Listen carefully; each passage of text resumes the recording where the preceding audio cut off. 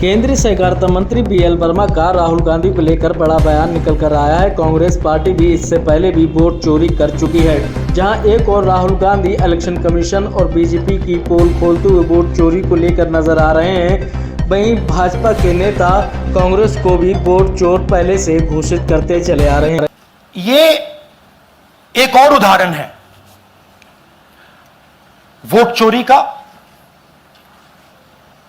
पिछली बार मैंने आपको एडिशंस के बारे में बताया था, ये हम आपको डिलीशंस के बारे में दिखा रहे हैं और सबूत के साथ हम आपको दिखाएंगे कि ये जो डिलीशंस हुए हैं ये सेंट्रलाइज तरीके से कॉल सेंटर के प्रयोग करके, सॉफ्टवेयर के प्रयोग करके किए गए हैं।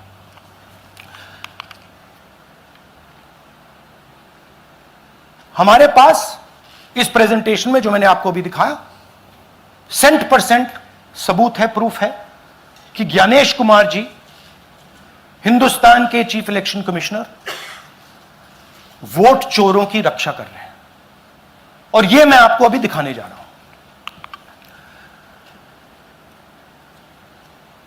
हर इलेक्शन में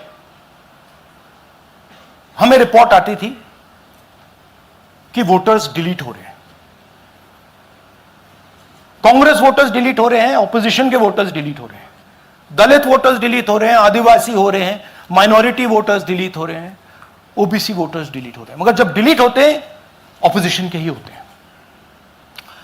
यह देखिए दूसरी बात, जो भी डिलीट कर रहा है वोटर लिस्ट में उसका सीरियल नंबर 1 है। मतलब जो भी वोटर लिस्ट में पहले नंबर पे आता है वही डिलीट कर रहा है। 5वें नंबर वाला, 7वें नंबर वाला, 10वें वाला कोई नहीं कर रहा। तो हो क्या रहा है, सॉफ्टवेयर से यह काम किया जा रहा है। सॉफ्टवेयर प्रोग्राम कह रहा है पहला नाम निकालो और इसका प्रयोग करके डिलीट करो।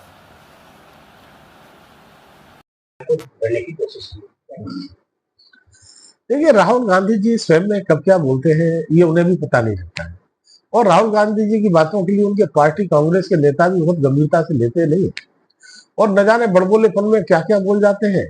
उसके बाद में कोर्ट से माफी मांगते हैं, लोगों से माफी मांगते हैं।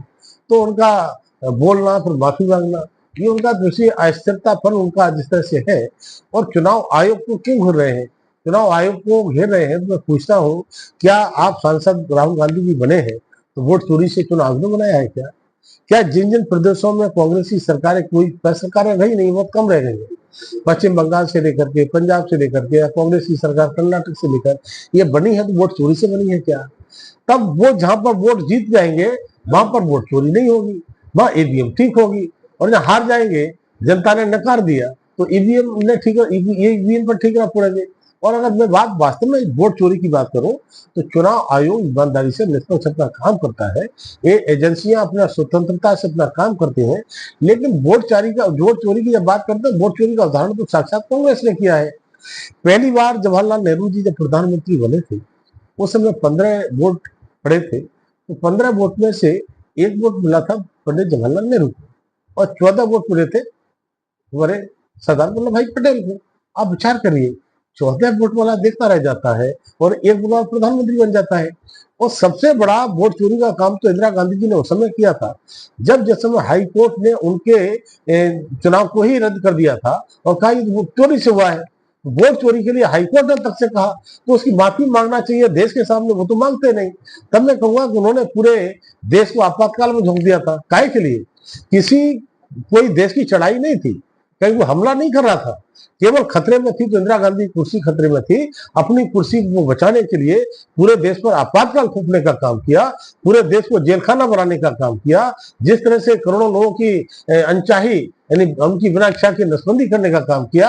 और कितने लोग ऐसे जो गांव छोड़ करके, मैं तो देखता था उस समय, क्यों भाग रहे हैं लोग, घर में नहीं सोते थे। तो राहुल जी को, चुनाव आयोग को नहीं बल्कि अपने गिरबान में झांकना चाहिए कि आपके पुरखों ने जो बेईमानी की है, वोट चोरी की है, उसके लिए आप में जरा भी शर्म भया है तो जाकर देश के सामने माफी मांगो। उन्होंने प्रधानमंत्री मोदी जी को इस देश की जनता ने आशीर्वाद दिया है, तब तीसरी बार वो प्रधानमंत्री बने हैं।